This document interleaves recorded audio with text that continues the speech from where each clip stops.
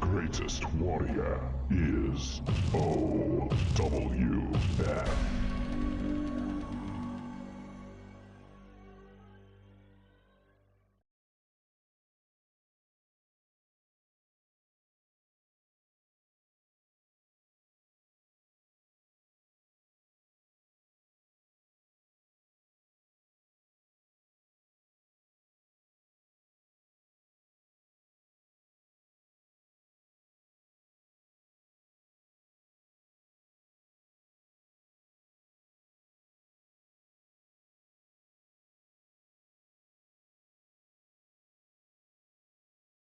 The greatest warrior is OWF.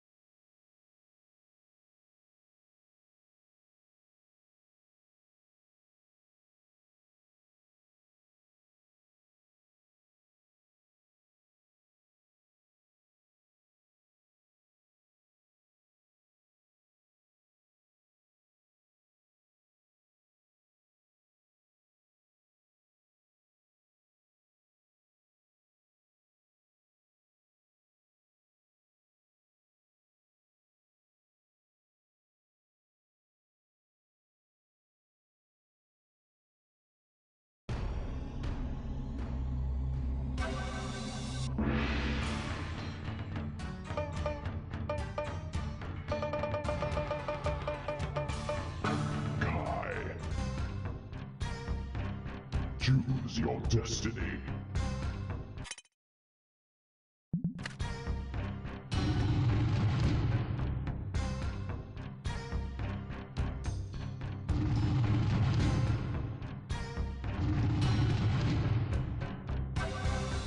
Round one, fight!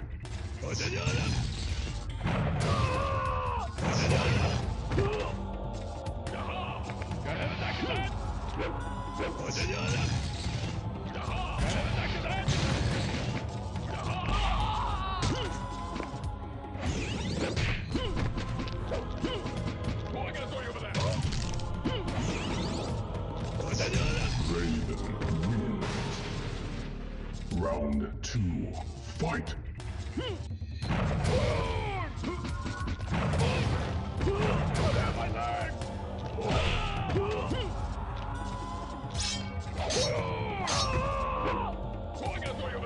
Kai wins.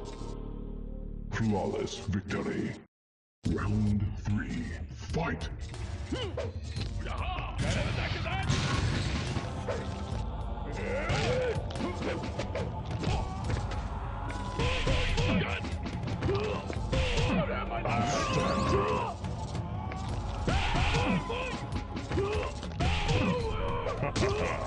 Excellent.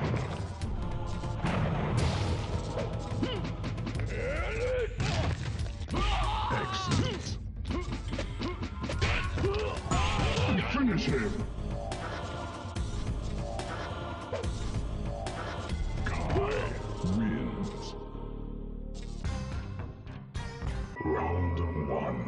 Fight!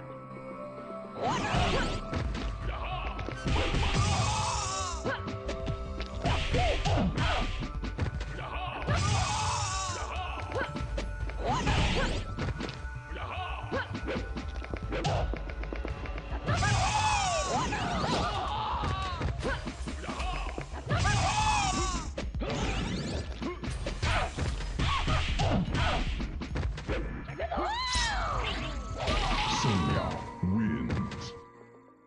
Round 2, fight!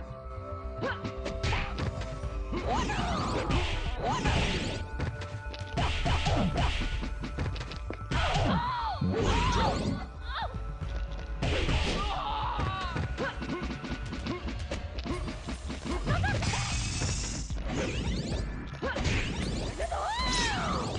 Finish him! Sonya wins.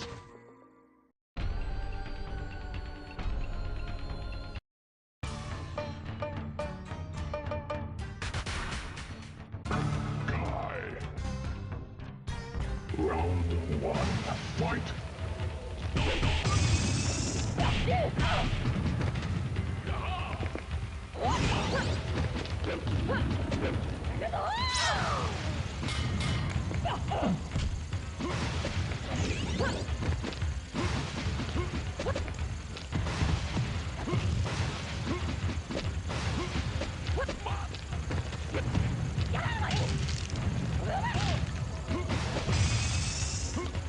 Sonya wins. Round 2, fight! Well done.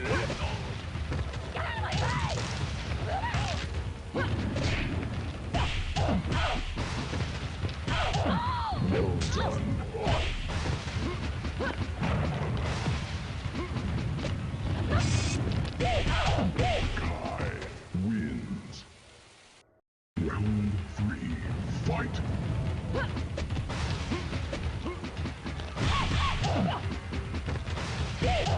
Outstanding.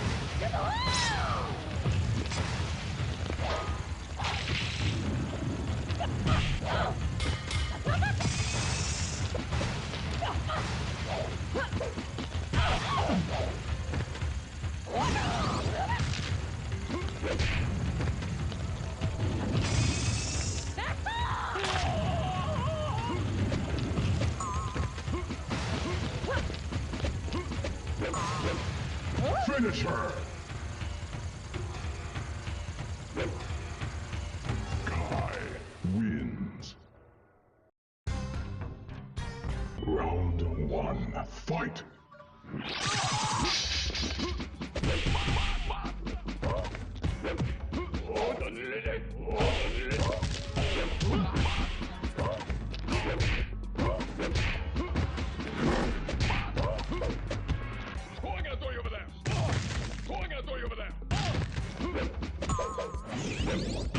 Kai wins. Round 2, fight!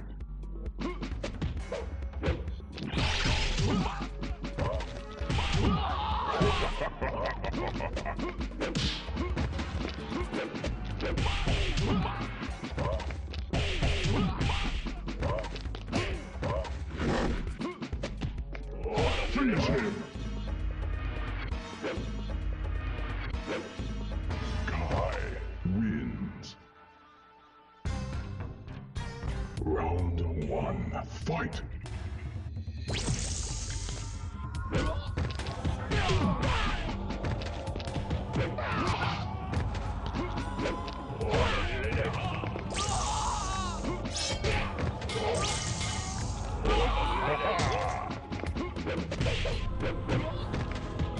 Kai wins. Round 2, fight!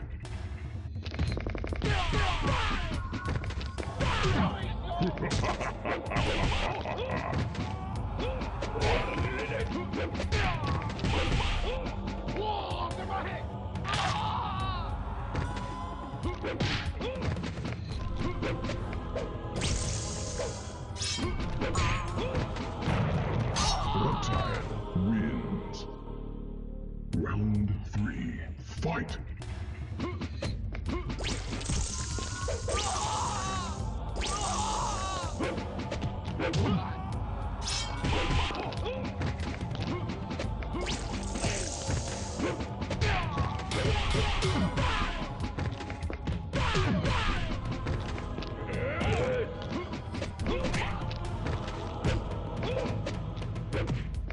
Finish him! Reptile wins.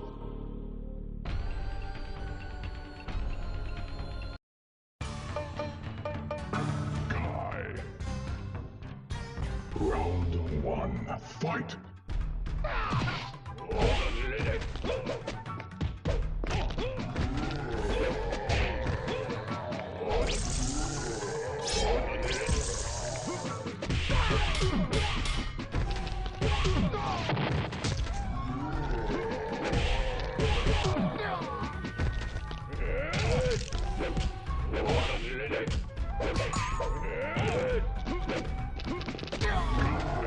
Wins.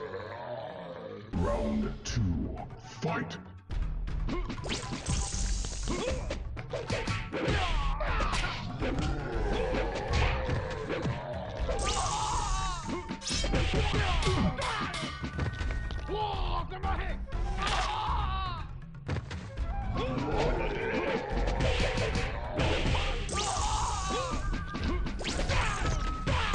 Finish him! Kai wins. Round 1, fight!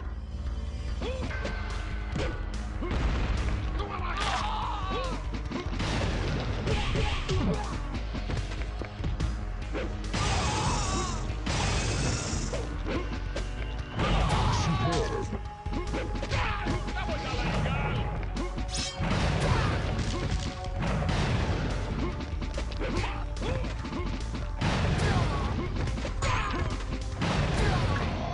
Wins. Round 2, fight!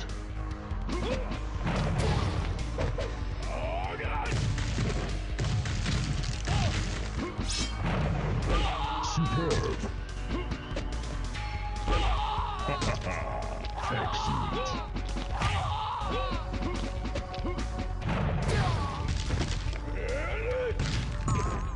Jax wins. Round 3, fight!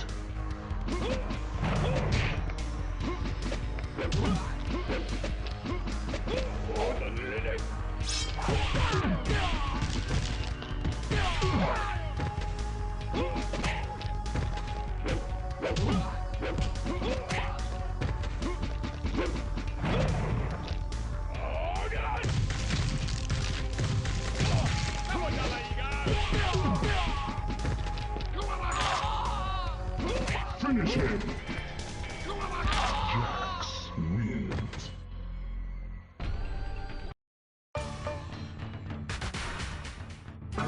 Jax. Round 1, fight!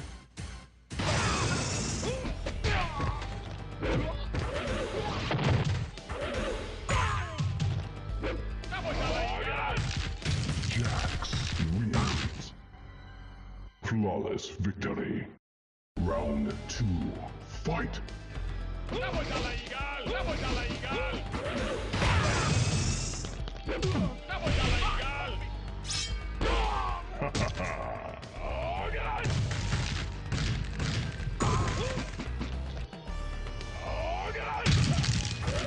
Finish him! Jax wins.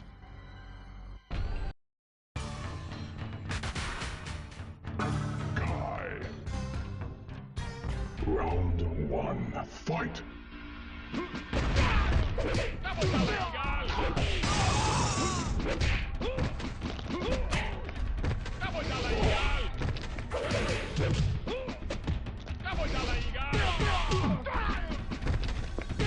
Kai wins. Round 2, fight!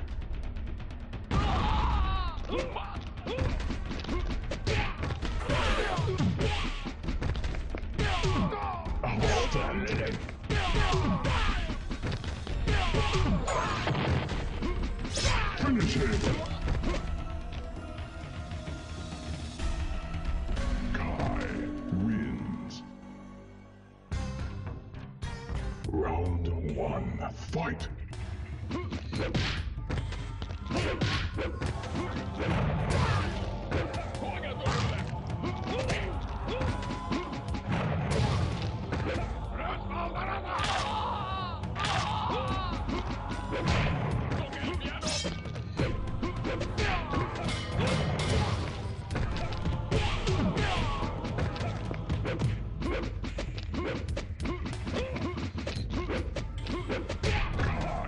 Wins. Round 2, fight!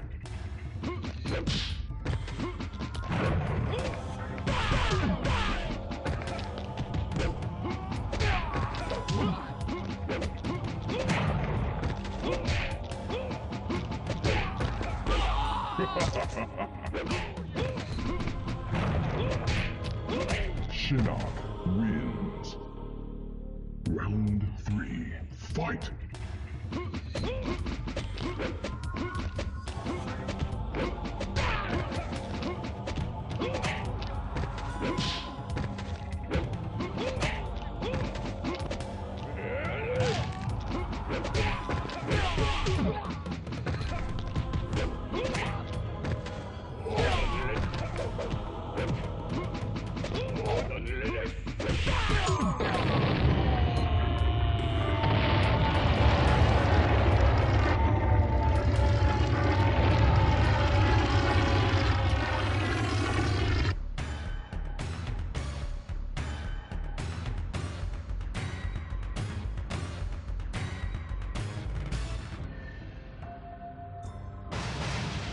Fought well, Kai.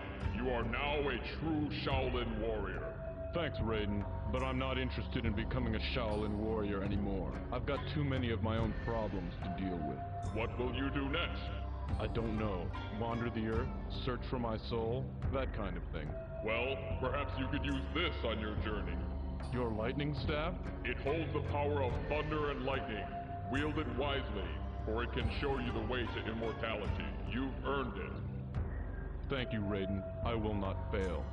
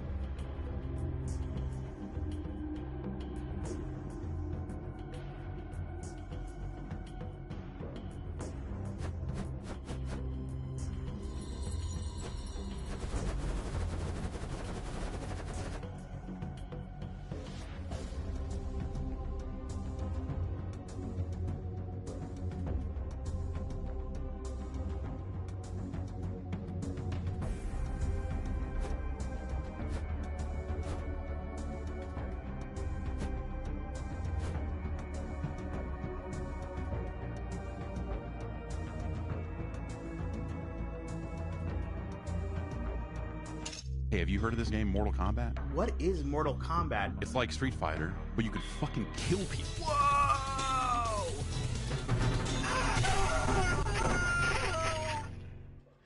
The first game truly was like an expression of who we were at the time, the stuff that we consumed growing up as kids, and we just threw it all into the game. You know, there was no template to how to make the games. There was no instructions, just winging it. And I'd never done this before. I didn't know how to do it. We were just kind of making it up as we went along. We were just a bunch of knuckleheads doing whatever we wanted, and we were happy. Mortal Kombat. Mortal Kombat. Mortal Kombat. Mortal Kombat. Mortal Kombat. It is simultaneously exactly like and nothing like Street Fighter. Kano. Liu Kang. Raiden. Johnny Cage. Scorpion. Sub-Zero. Sonya. Round one. Fight! You had to guess like the moves and how to figure out the codes. Remember having a cheat sheet. Hit block and mash the buttons, I don't know. Block, block, block, block, block, block, block. High kick. Fatality. Kano ripped out a heart.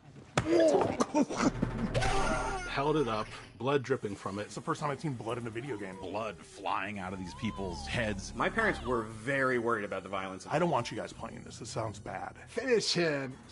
The game narrator instructs the player to finish his opponent. Oh my God, I didn't know that you could do that. It was a mega hit. Game after game after game. It's amazing. I could have never imagined how big it has all become. It was, is, and always will be a fighting game for everyone. It's funny to think that it all started from like 4 guys in Chicago that just wanted to make a cool martial arts game. And those people. Wins.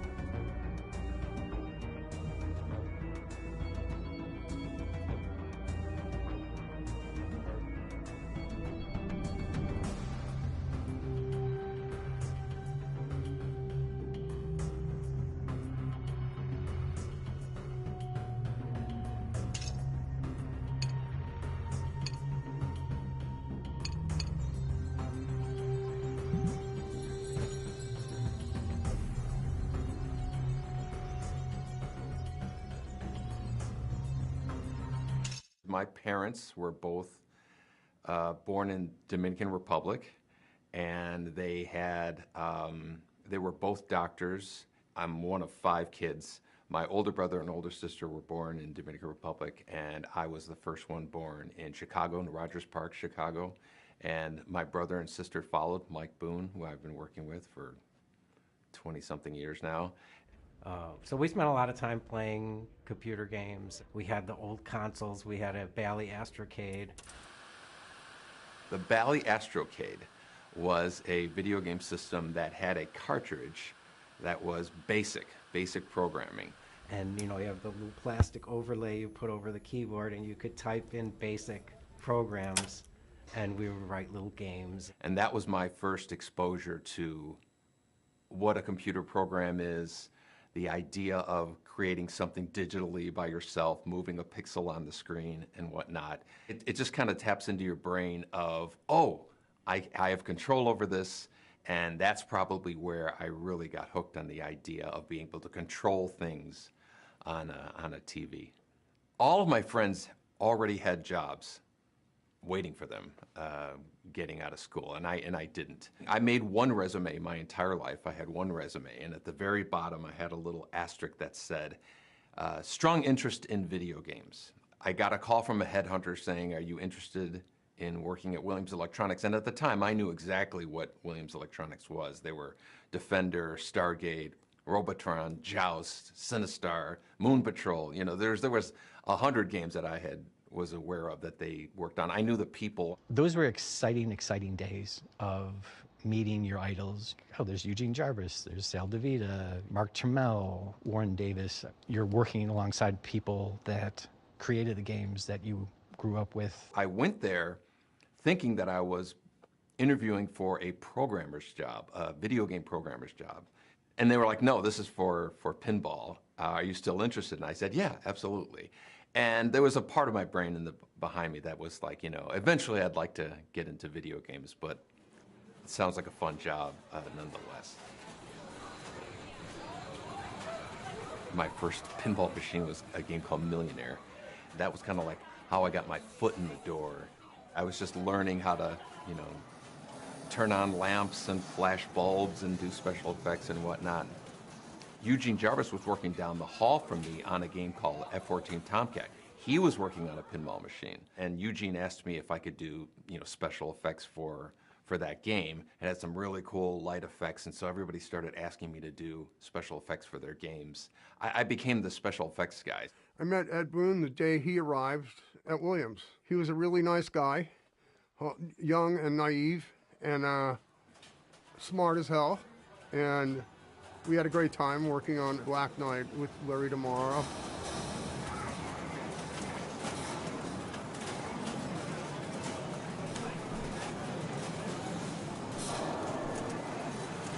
Eugene had gone full-time into working on NARC.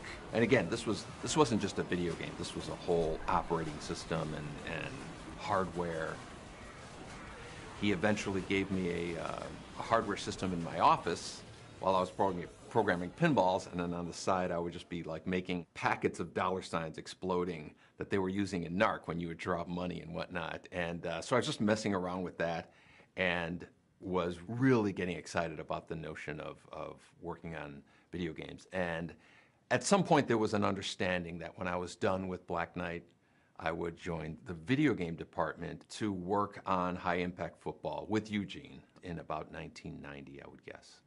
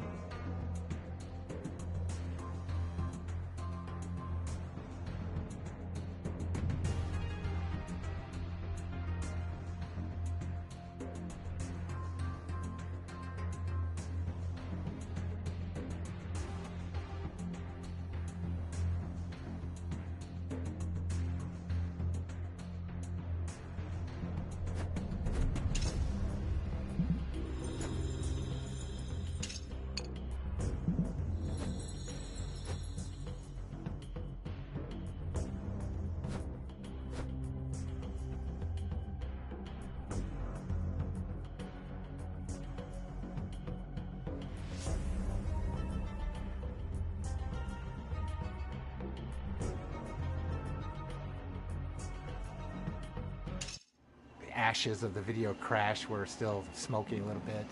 The whole industry, both console and arcade and everything, we'd been rehashing the same simple, character-based games. And as far as character art, at this era, the Japanese were really dominating things. And they had just amazing artists, and we really didn't have that resource in the U.S. And so it was, how do we compete? I was like thinking, well, why does everything have to be some kind of fantasy or men in tights or little cute characters running around the screen? Why can't we get Dirty Harry for the arcade? It's like, and by doing live action, we don't need all these animators. Technology was moving and digitization was starting to happen. So NARC was kind of born out of that.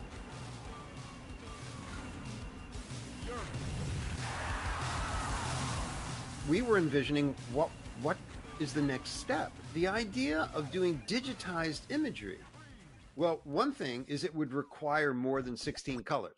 The next step in our hardware design, we knew back in like 86, maybe 87, was going to be 256 colors. Pixel art is great, but Warren's tools made it possible for us to capture video and then edit that video in a way where we could select the frames very easily. Eugene wrote the operating system. I wrote the display system. It was very early, and there was only a few boards that would do this, and they were very, touchy, and there was no tools, there was no Photoshop, there was no Maya. So Warren was really instrumental in creating that pipeline.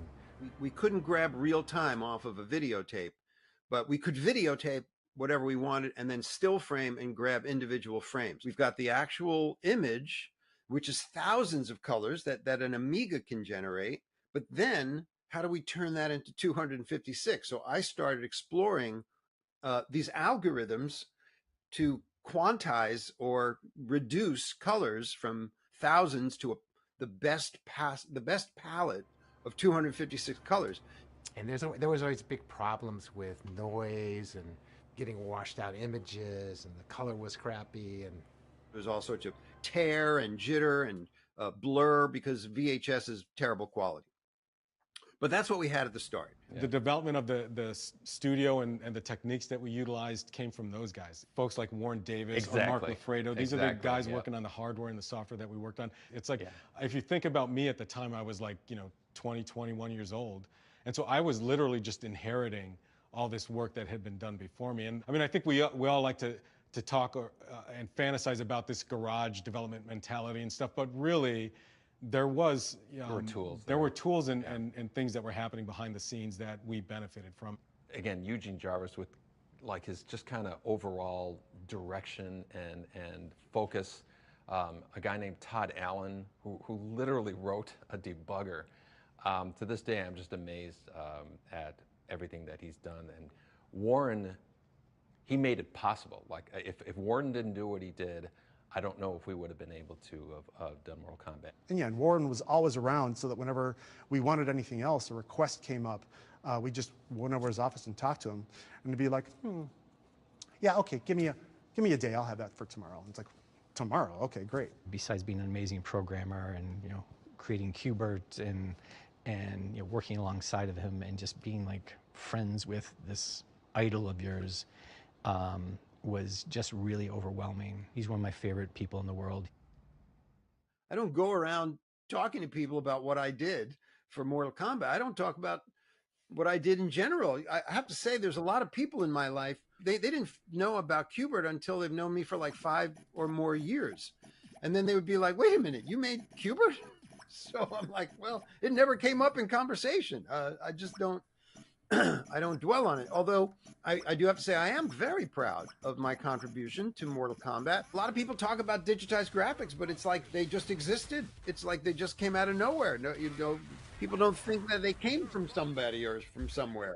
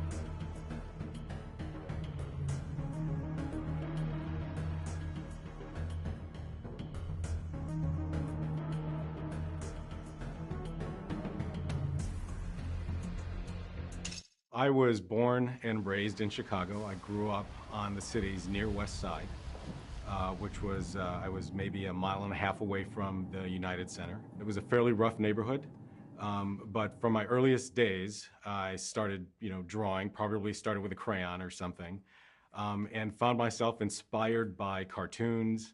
Anything I saw on TV, I remember Popeye was a big thing that I watched a lot. Seeing Bruce Lee on the Batman television series was a big thing for me. I didn't know who he was, and this was when I discovered, oh, he's this thing called a martial artist. That was the birth of my Kung Fu consciousness. Whenever I watched a TV show that excited me or saw a movie that excited me, the first thing I did was draw a picture and try to retell those stories as comic books.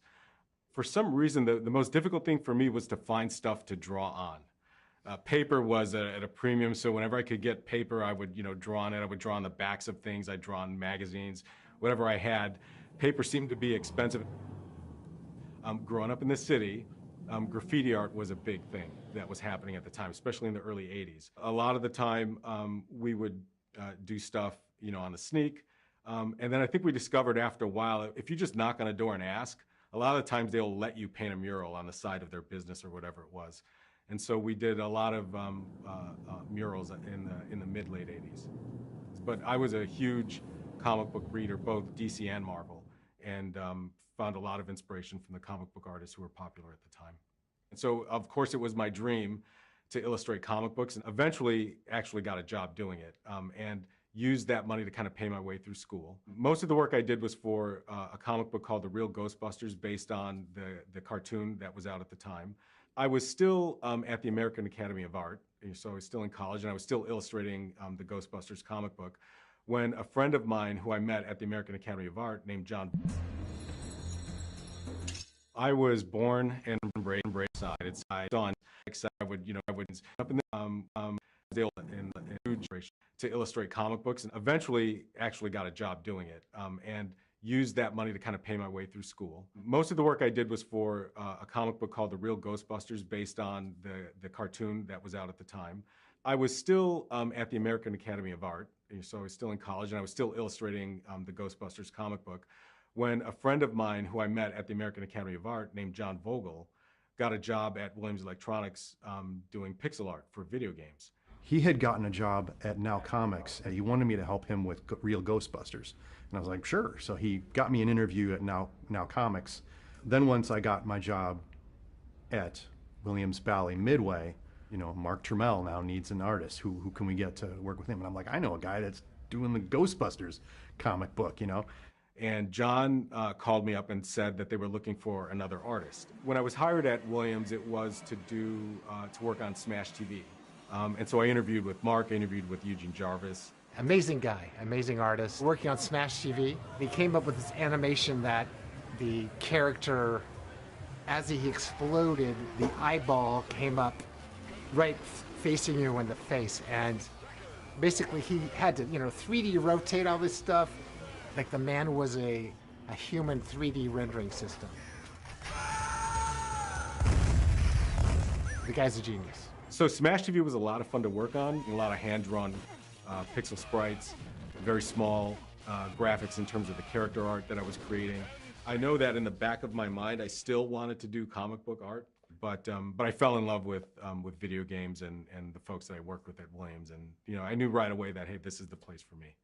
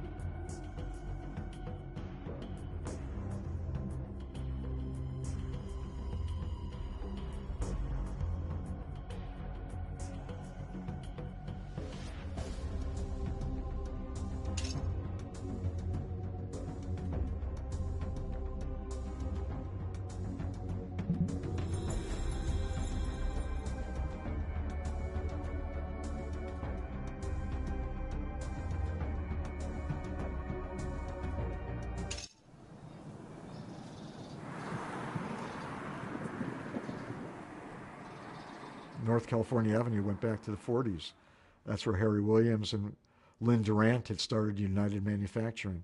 I was always obviously a big fan of Midway, and I always knew it was on California, and I would drive by and it's like, oh, that's this magic place, and that's where these amazing games were made. It was weird. It's very Chicago. It's gritty. The paint is from it's government green from 1947. It was in the pinball factory. So you walk into the front door and through the factory to get to our offices in the back. I mean, within a space of, 20 feet, you go from silence to cacophony. It was like an assembly line. There were just Terminator 2s, just hundreds of them in line being developed, and all the sounds going off, terminated, and all the explosions going off. I was gobsmacked. Miles and miles of wires and a lot of fumes from the in-house plating facility, the stamping machines, the burning soldering irons. Everything smacking into itself, just all these sounds. And they actually had 50-ton metal presses stamping out pinball legs. The factory still had dirt floor. Throw things on the floor because somebody's going to come by and sweep it up. So you have this catacomb. At night when you're leaving and the lights are down, and it's like, wow, this would be a great setting for a horror movie or something. And being a programmer, a lot of times we worked at night. That's when the rats would come out. They would grow to the size of a small cat. But I remember the vending machines, rats could jump up and get the product, so it'd have to be only the top 2 or 3 rows you could put a candy bar or something. And even then, sometimes you would buy something and it would just be a wrapper. There used to be a cafeteria upstairs at a private chef. And the food was delicious. They had it down. We never left the building, okay? We had half an hour to suck it up and get out and go back to work. Then you'd make it to your office. And the offices were pretty Spartan. They were rough. The work on video games happened in what we called downstairs. Upstairs was all of engineering. Everybody had an office, so it was almost like a dorm. The first time I remember meeting Ed was when John Vogel and I had shared an office. So I feel like I was involved with Smash TV and Total Carnage because I could see it being made. Ed Boon, I didn't know anything about him. I mean, he was a programmer in the pinball department at that point. Ed was coming down from the pinball department to work in the video game department. To work on high-impact football with Eugene. Right next door to me, there was a double office, and it had John Tobias and John Vogel. And there was a doorway between the 2 offices that was kind of kept closed. He cranked his music really loud, and I remember he poked his head in, and he said, hey, is that too loud? Is the music too loud? And we said, it's a little loud. So he went in and lowered the music, and he came back, he's like, is that too loud? So anyway, that's the first time I met Ed. And after that, I think Ed started hanging around with the group of us, and we all kind of became fast friends. And I was mainly software. Those guys were mainly art. So, we had different perspectives and whatnot, just as any group of, guys in their 20s. A lot of conversations started up about movies and video games and wouldn't it be cool and things like that. You could hear conversations of all the different games going on. There was only 2 or 3 games going on. And then we would all kind of give each other ideas for stuff. It was a very collaborative environment. The environment was beautiful. Good enough to make a video game, and it didn't feel like a job. All the magic that was happening there, somehow the walls kind of absorbed all of it.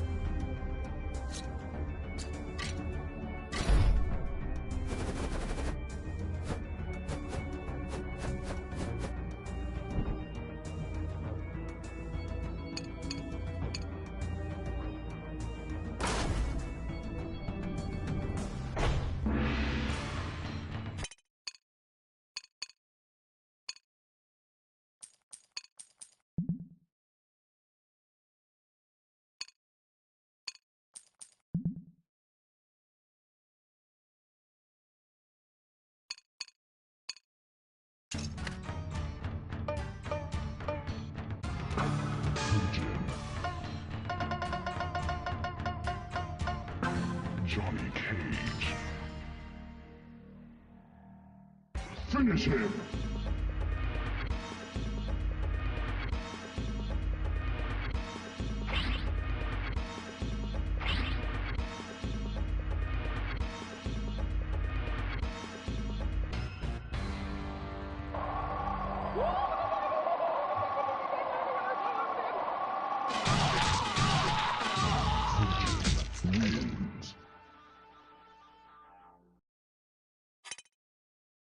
Finish him!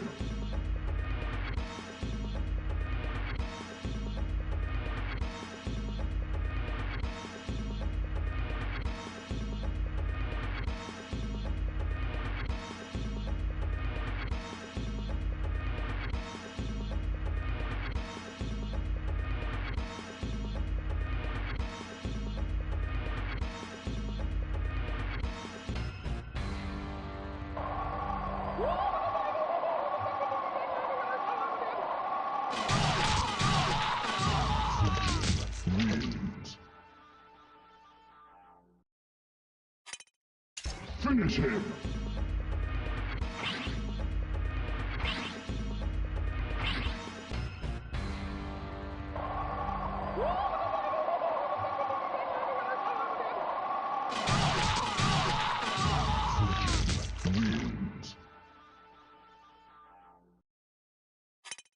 Finish him!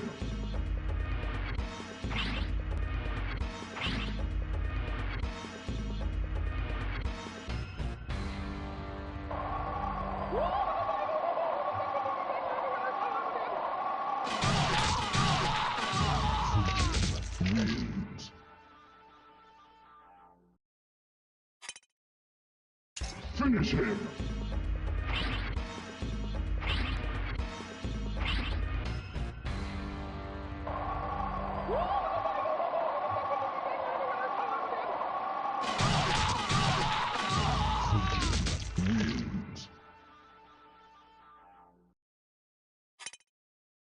Finish him!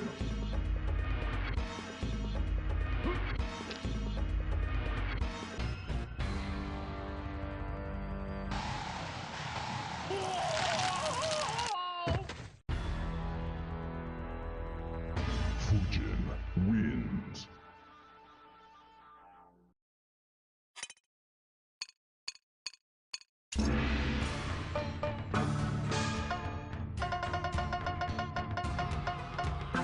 Johnny Cage.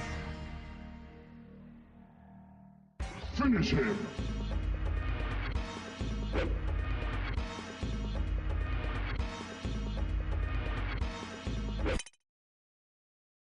Finish him!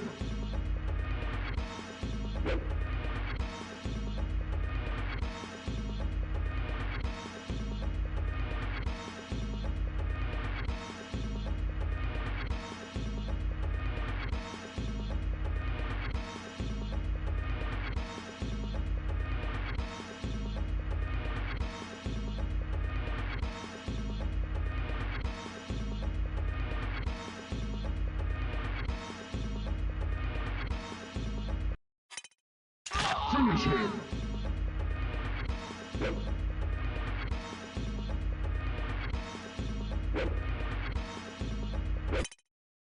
Finish him!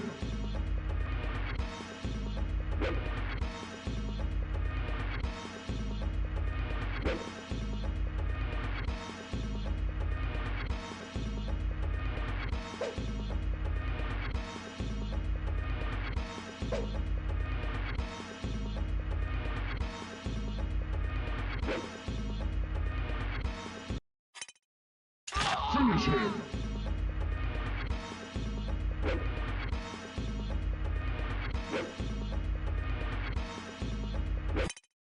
Finish him!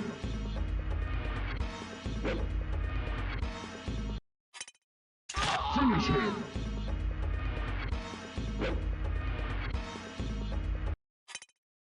Finish him!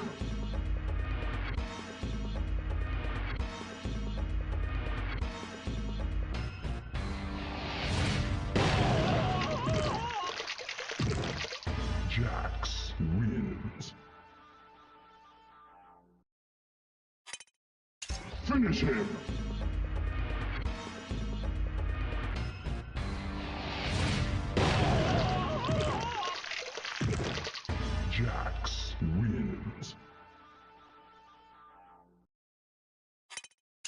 Finish him!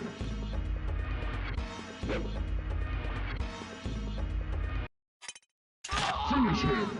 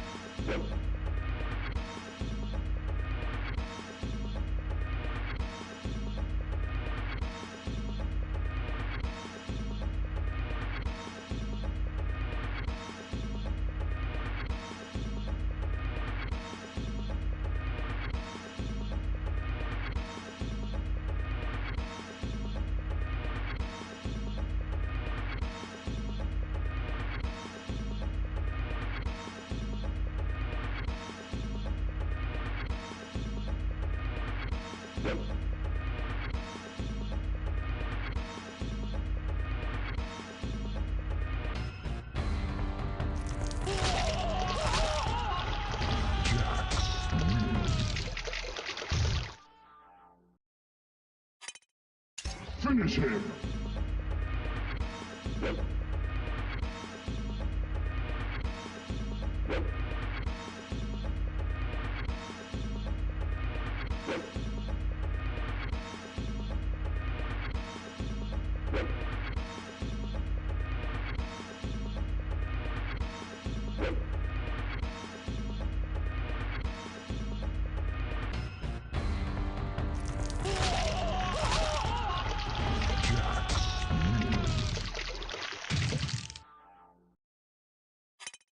Finish him!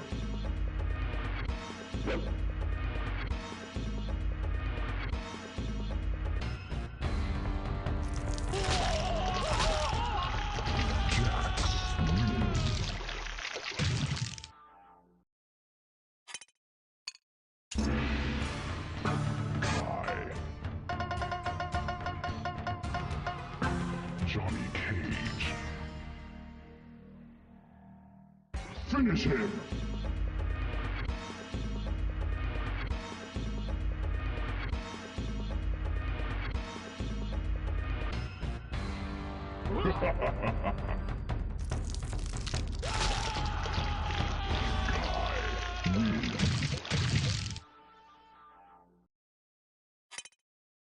Finish him!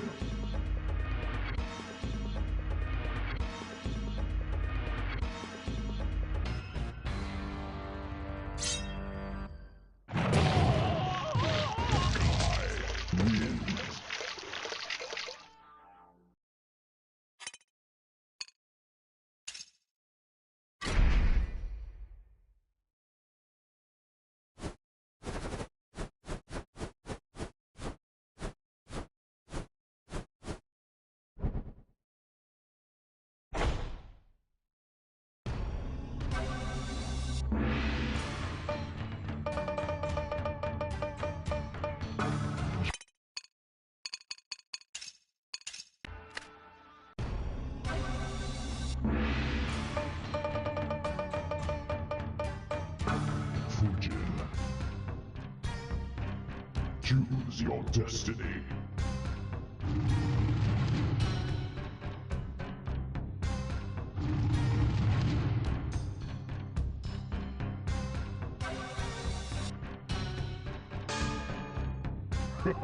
Round one, fight!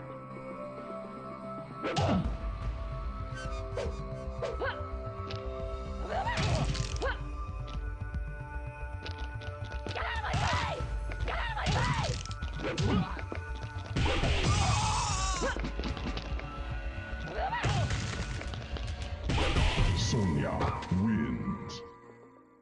Round two, fight!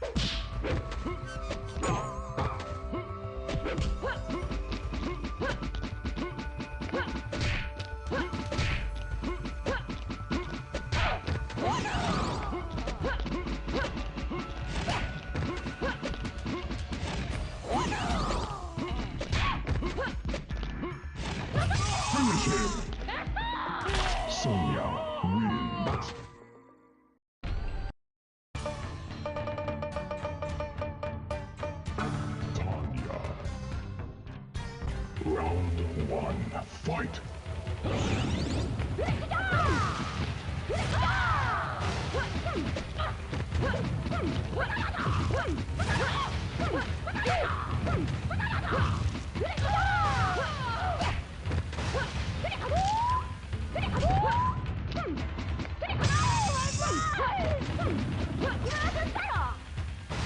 Tanya wins.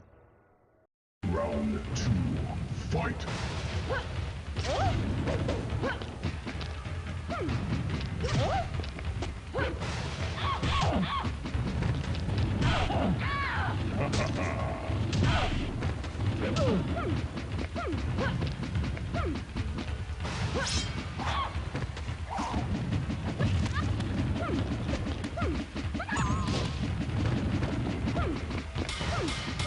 Finish her!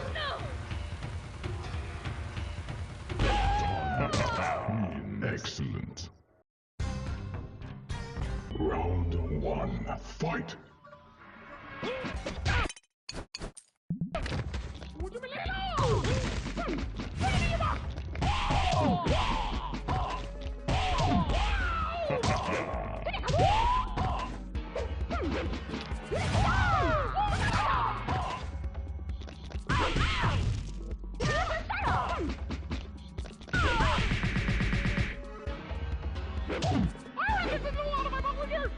Tanya wins.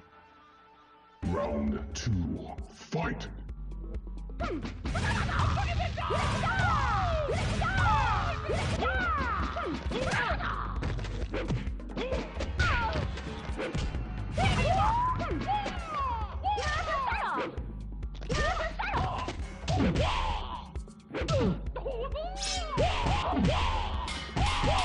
Finish him! Outstanding. Round 1, fight!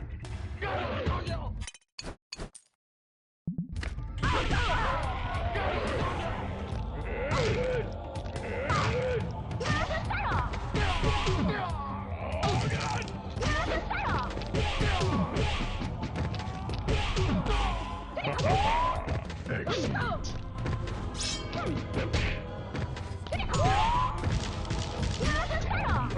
Wins.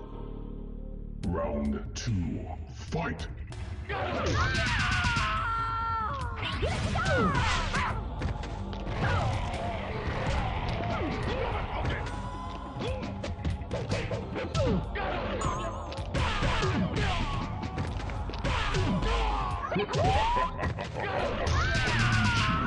Wins. Round 3, fight!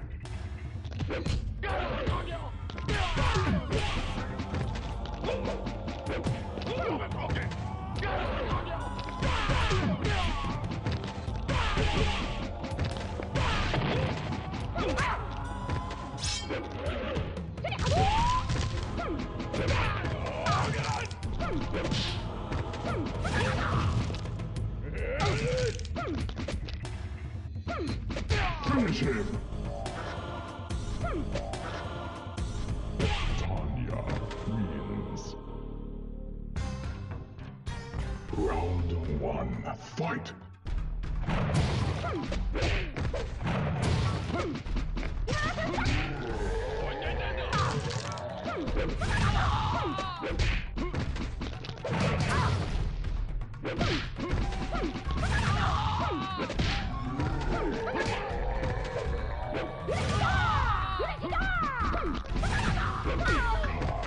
Wins. Round 2, fight!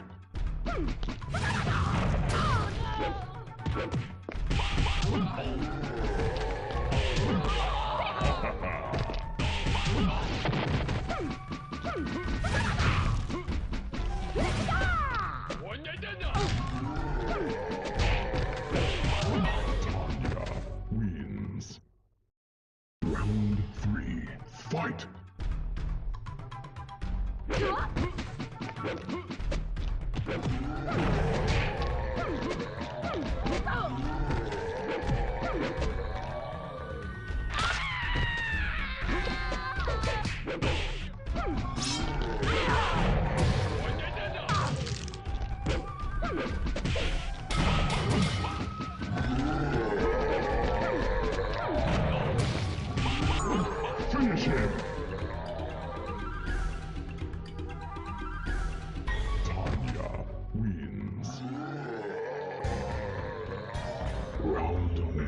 fight!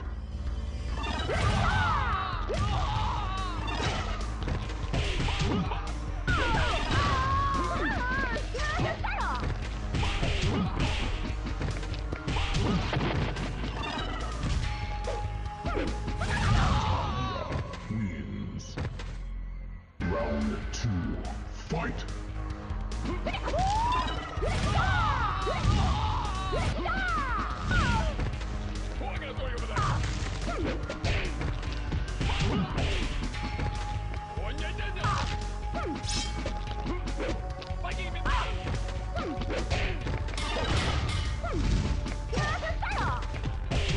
Finish him!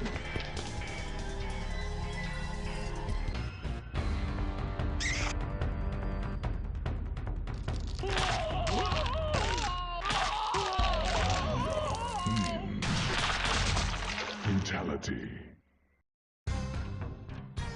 Round 1, fight!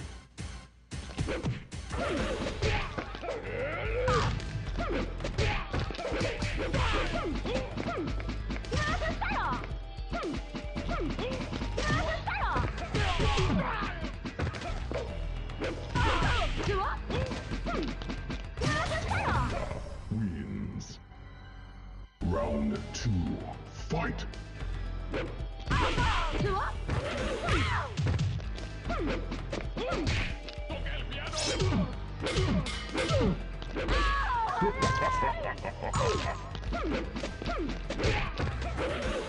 Shinnok wins.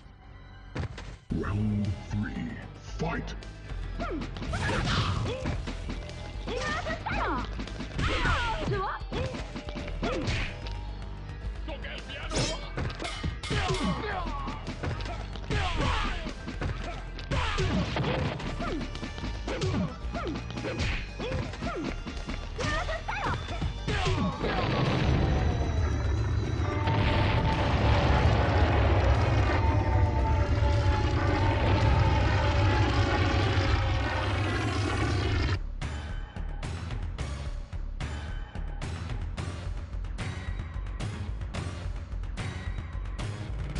Follow me, Liu Kang. Raiden has asked that I lead you to him. What about the others? He has something special planned for them. Tanya, what's going on? I don't know what Kitana saw in you. Can't you see, Liu Kang? This is a trap. What? Welcome, Shaolin warrior. Your Thunder God is beaten. Earth's warriors destroyed. You are the last remnants of the forces of light. Do you wish to beg for mercy from your new master, the Lord Shinnok? Never, sorcerer! Fool.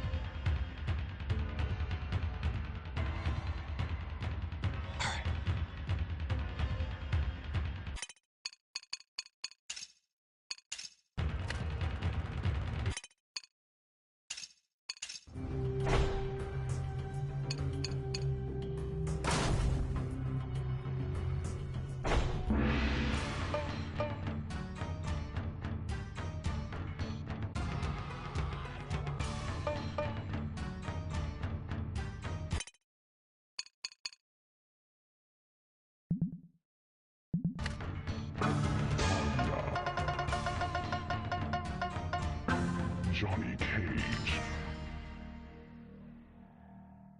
Finish him!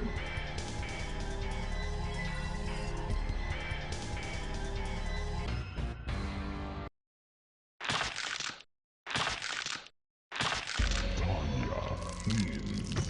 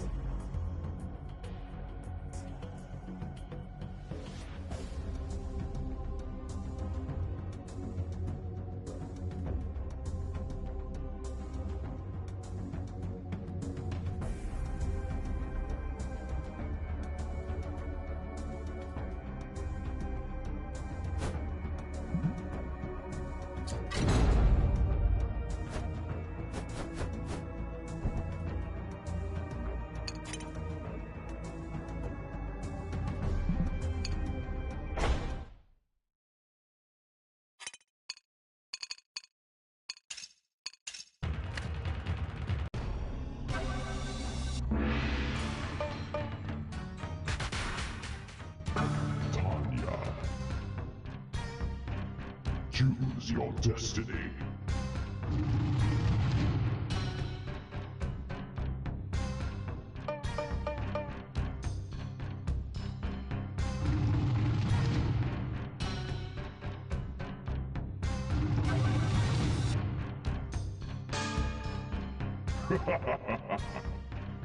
Round 1, fight! Get over here!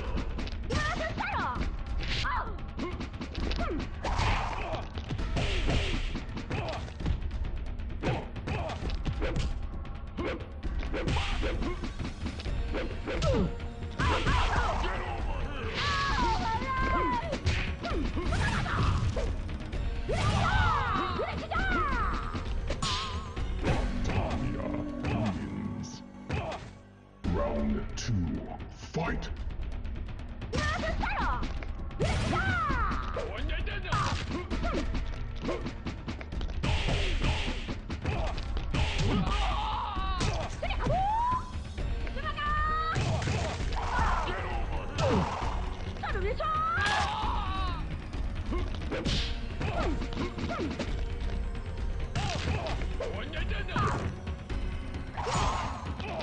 Finish him!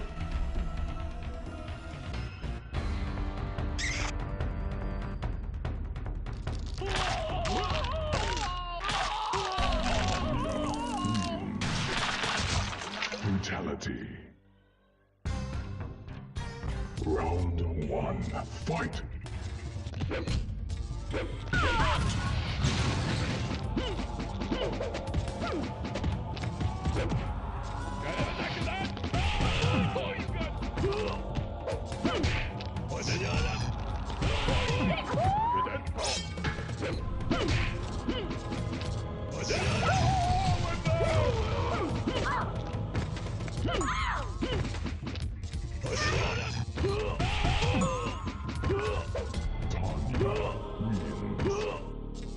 Round 2, fight!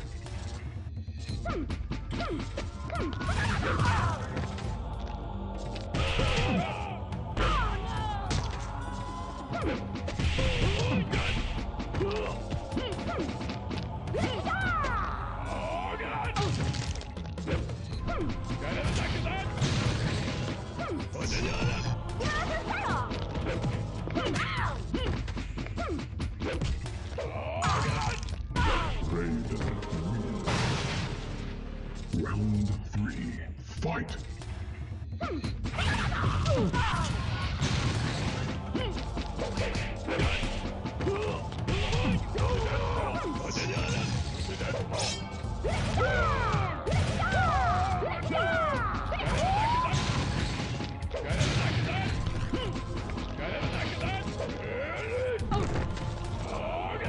Finish her! Raiden wins.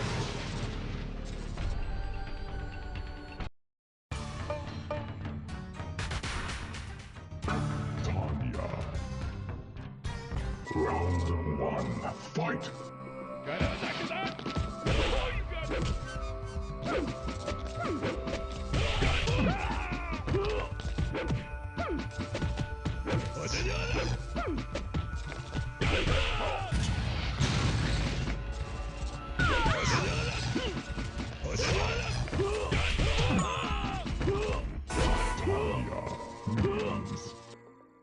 Round 2, fight!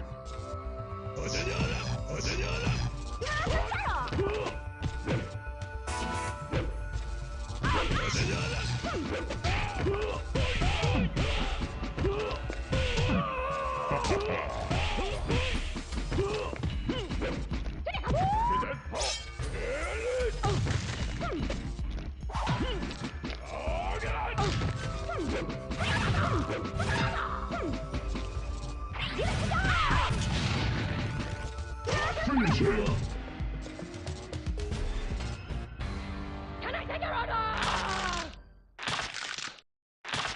Tanya wins. Fatality.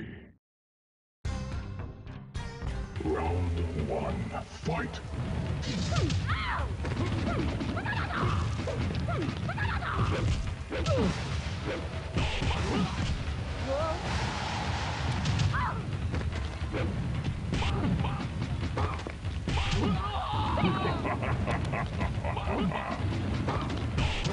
Excellent.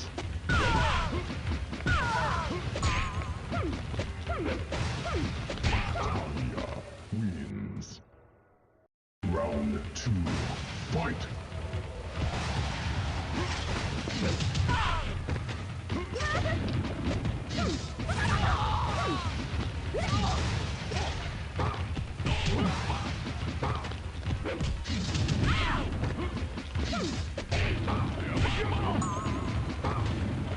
Finish him!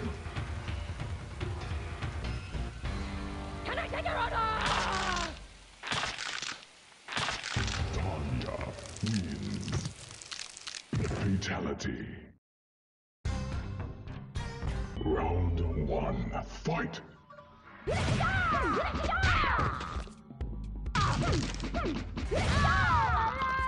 Superb! Talia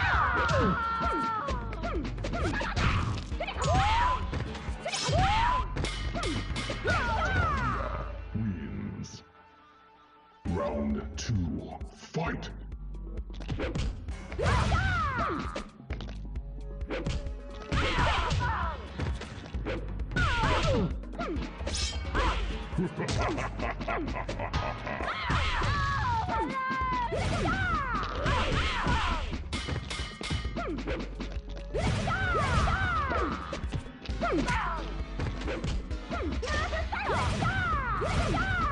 Finish her! Talia wins.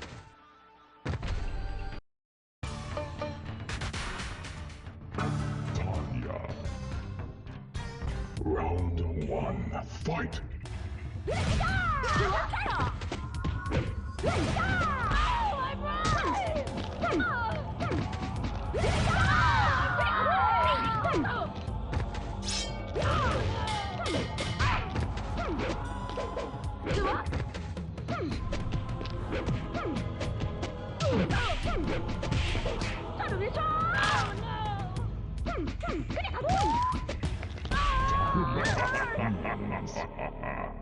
Round 2, fight!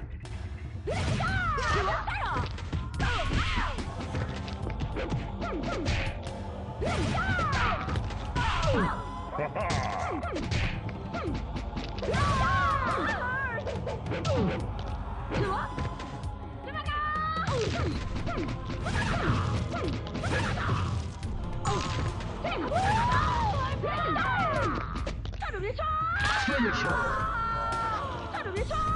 Talia wins.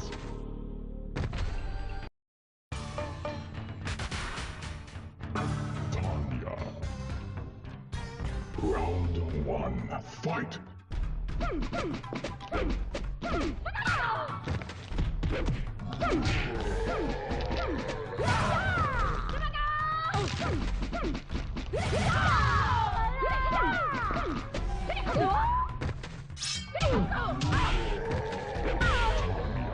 Wins. Round 2, fight!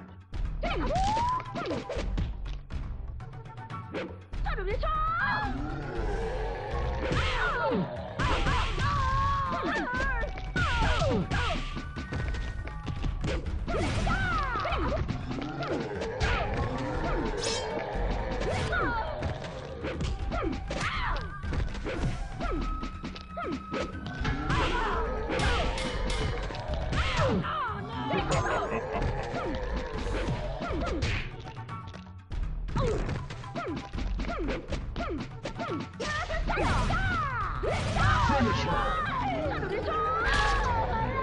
Wins.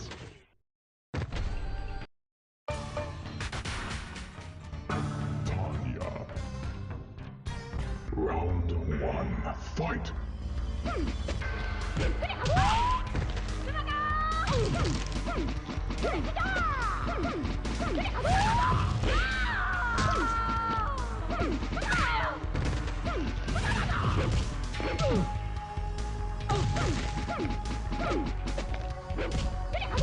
Talia wins.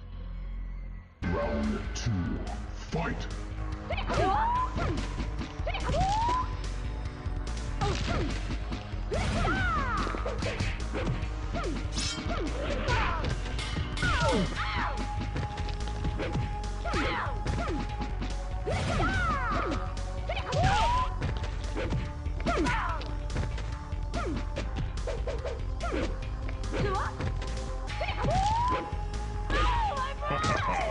Excellent. Tanya wins. Round 3, fight!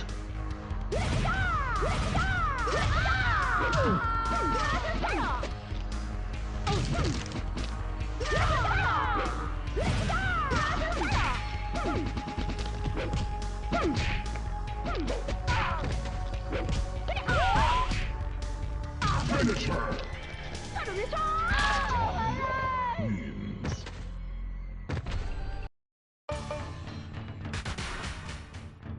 Tanya. Round 1, fight!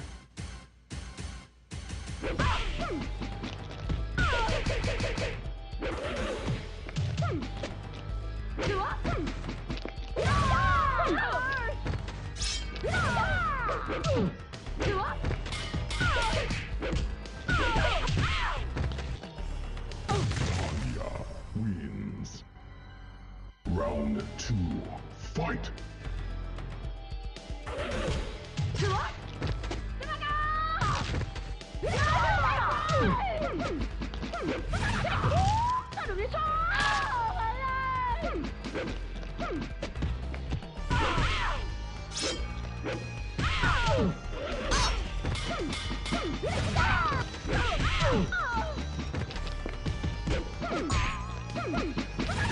Finish her! Tanya wins.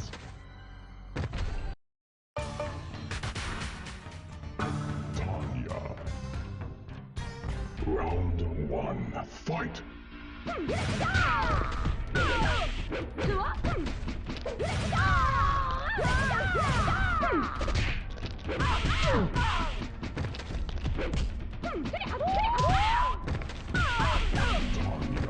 wins. Round 2, fight!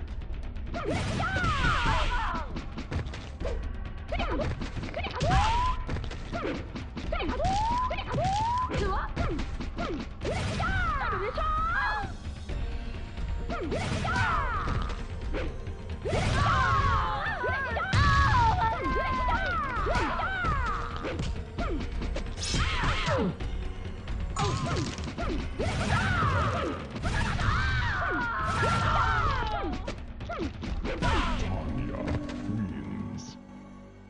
Round 3, fight!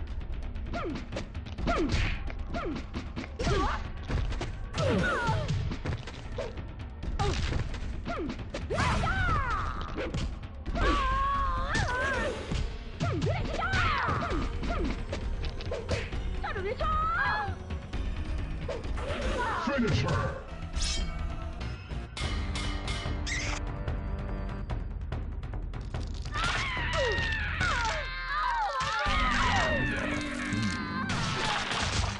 Brutality.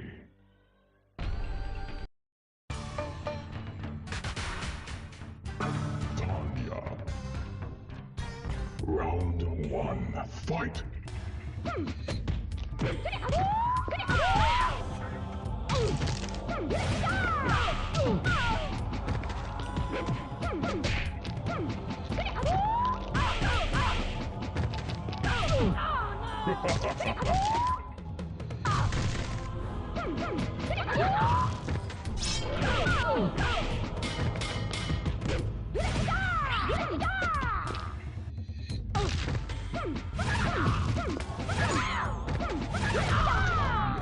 Wins.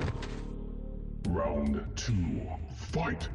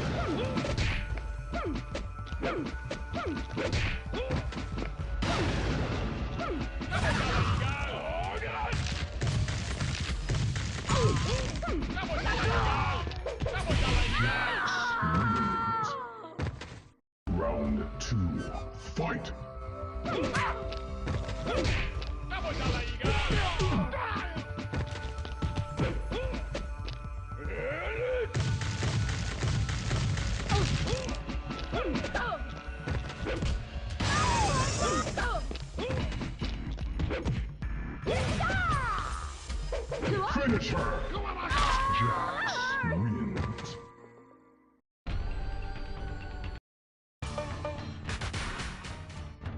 Tanya. Round 1, fight!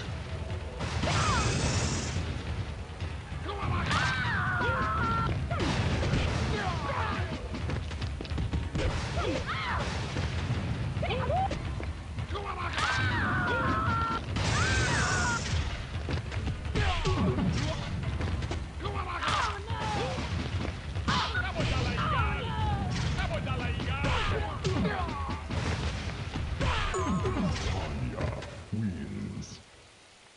Round 2, fight!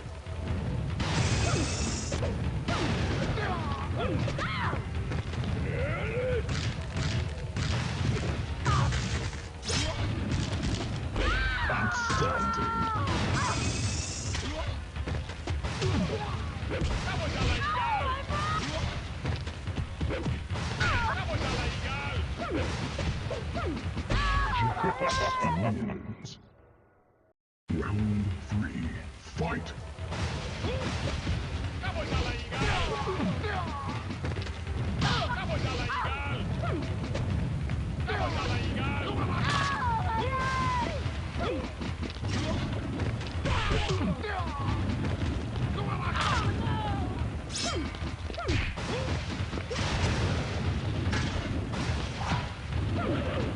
Finish her!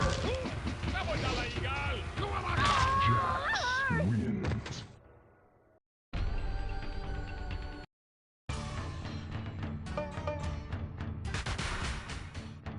Tanya. Round 1, fight!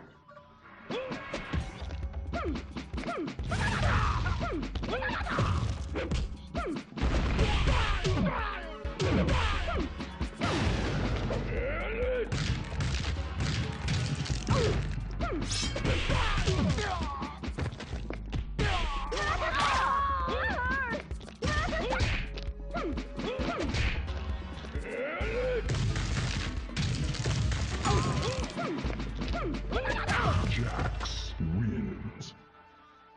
Round 2, fight!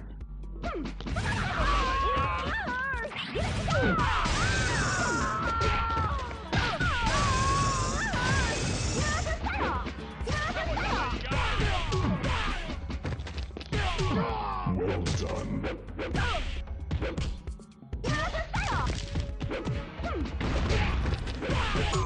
Tanya wins. Round 3, fight!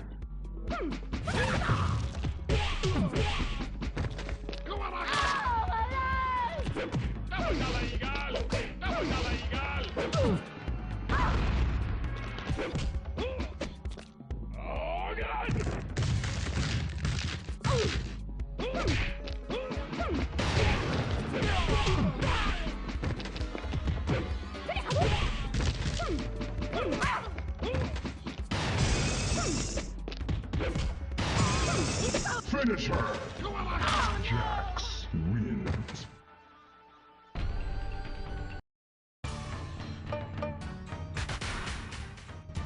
Tanya.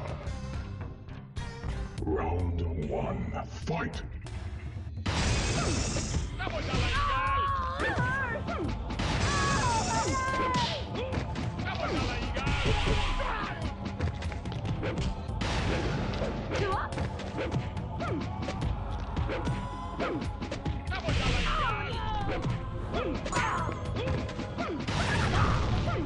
Jax wins. Round 2, fight!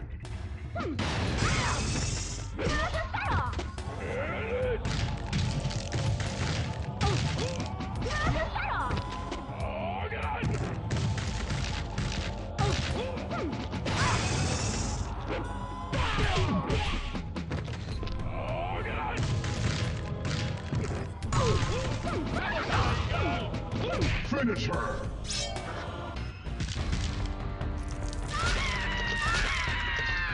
Jax wins. Fatality.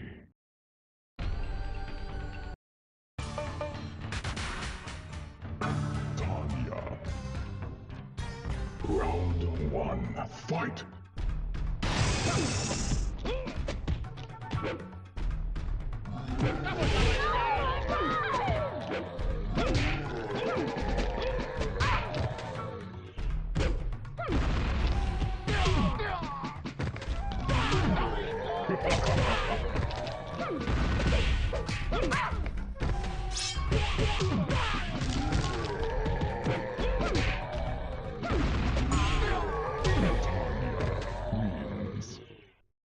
Round 2, fight!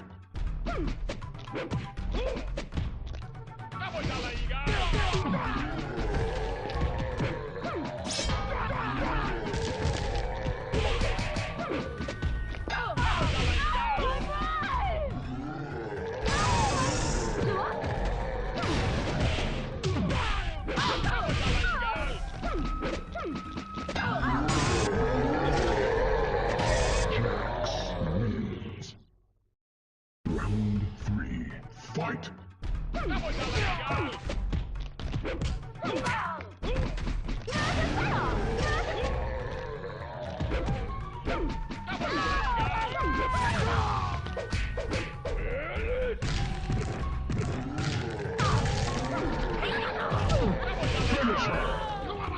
Jax wins.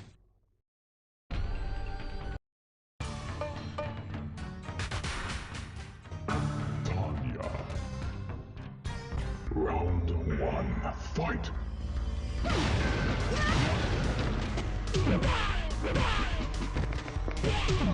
Outstanding.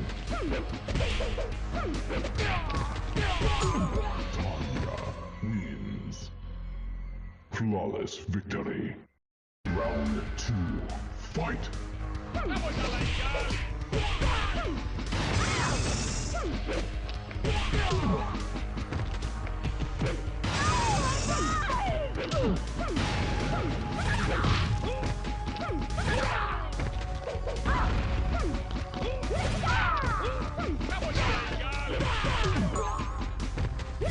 Finish him!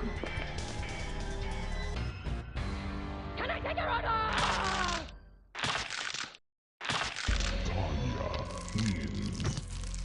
Fatality. Round 1, fight! I'm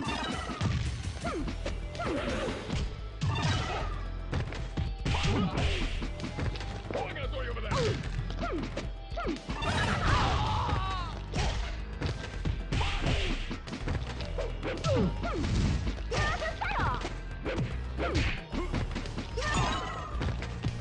Tanya wins. Round 2, fight!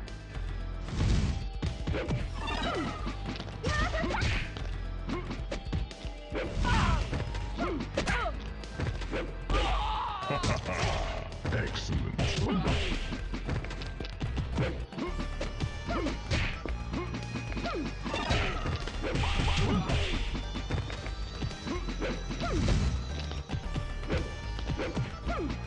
Finish him!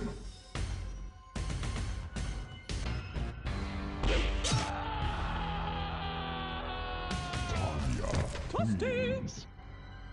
Fatality. Round 1, fight!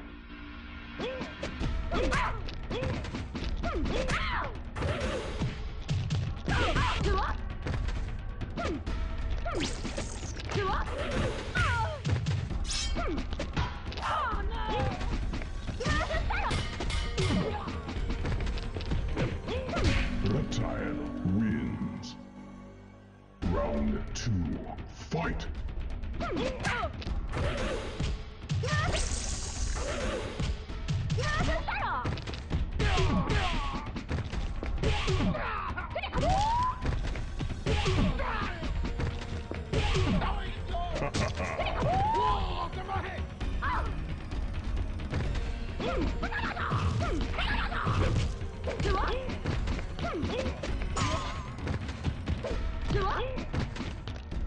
Tanya wins.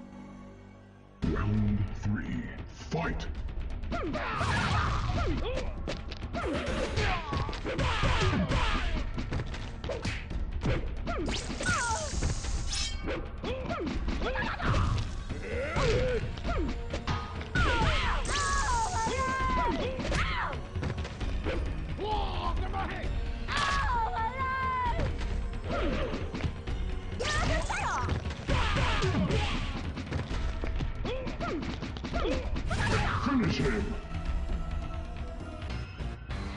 Can I take your order? Tanya wins. Fatality. Round 1, fight!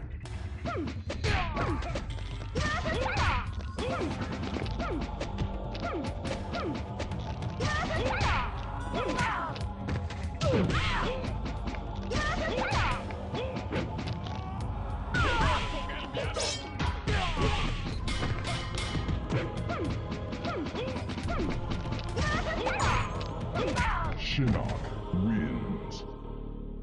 Round 2, fight!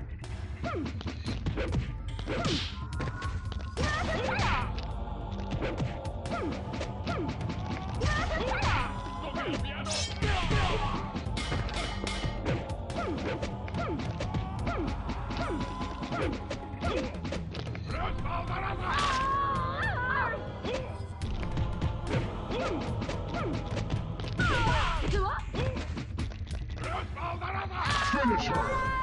Shinnok wins.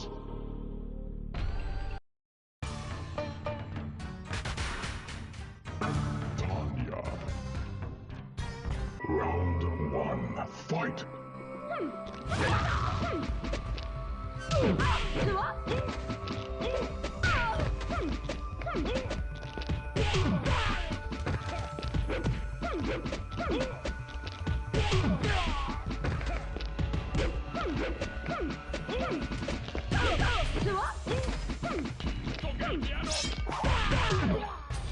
Well done.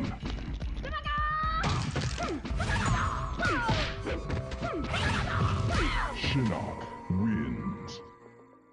Round 2, fight!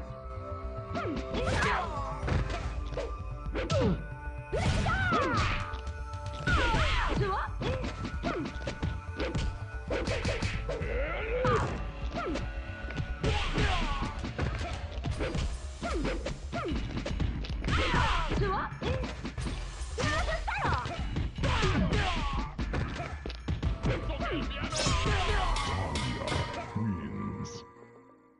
Round 3, fight!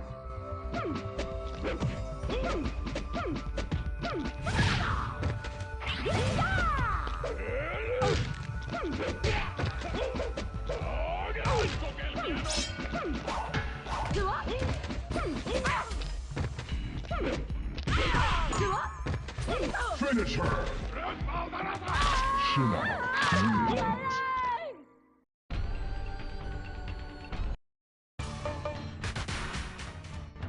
Tanya. Round 1, fight!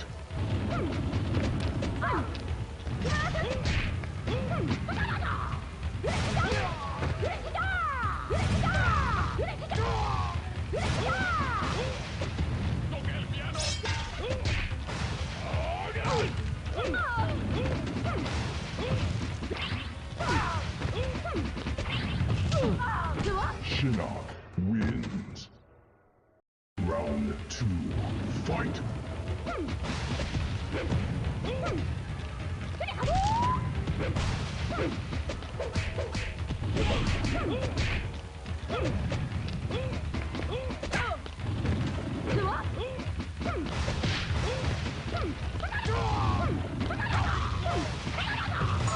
Finish her! Shinnok wins.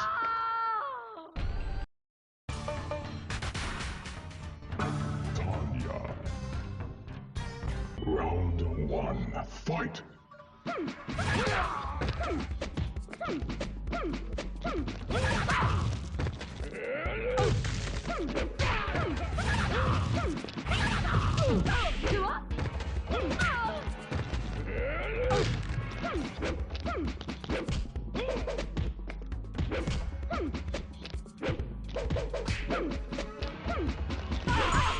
Shinnok wins.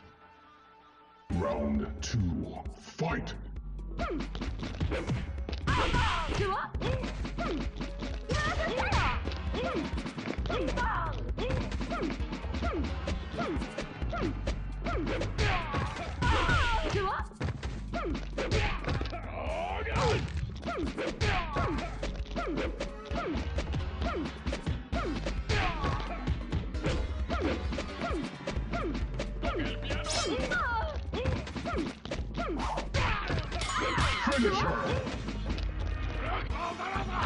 Shinnok wins.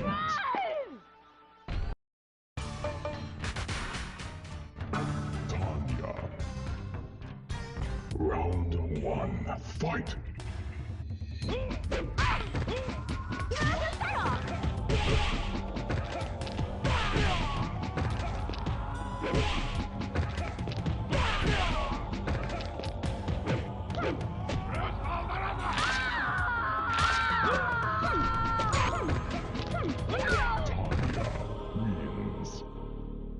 Round 2, fight!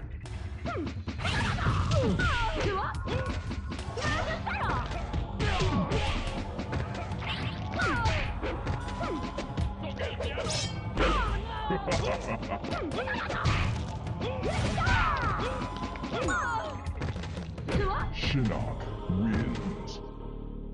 Round 3, fight!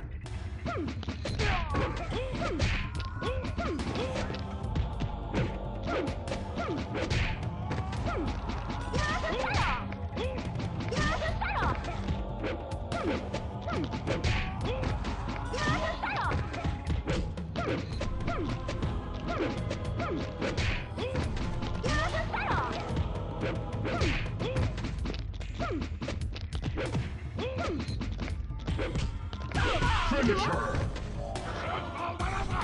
Shinnok wins.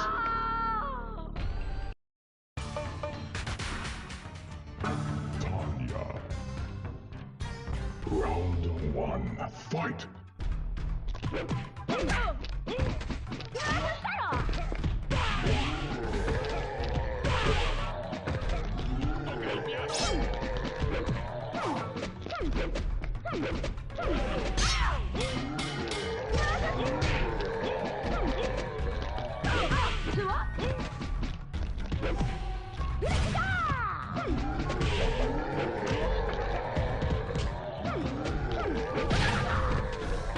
Shinnok win. Excellent. Round 2, fight!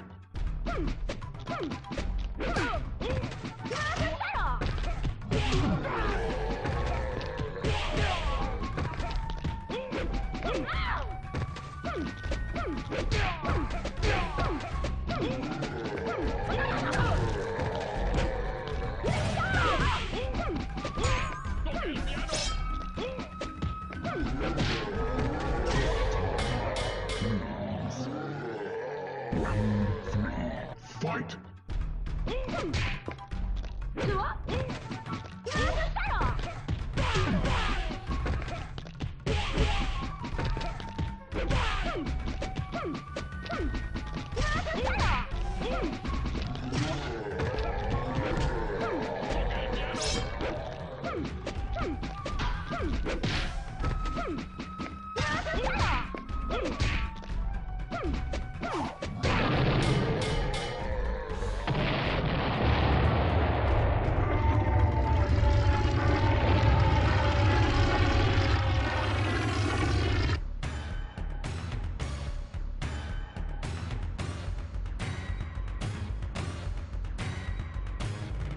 Follow me, Liu Kang. Raiden has asked that I lead you to him. What about the others? He has something special planned for them. Tanya, what's going on? I don't know what Kitana saw in you. Can't you see, Liu Kang? This is a trap. What? Welcome, Shaolin warrior. Your Thunder God is beaten. Earth's warriors destroyed. You are the last remnants of the forces of light. Do you wish to beg for mercy from your new master, the Lord Shinnok? Never, sorcerer! Fool.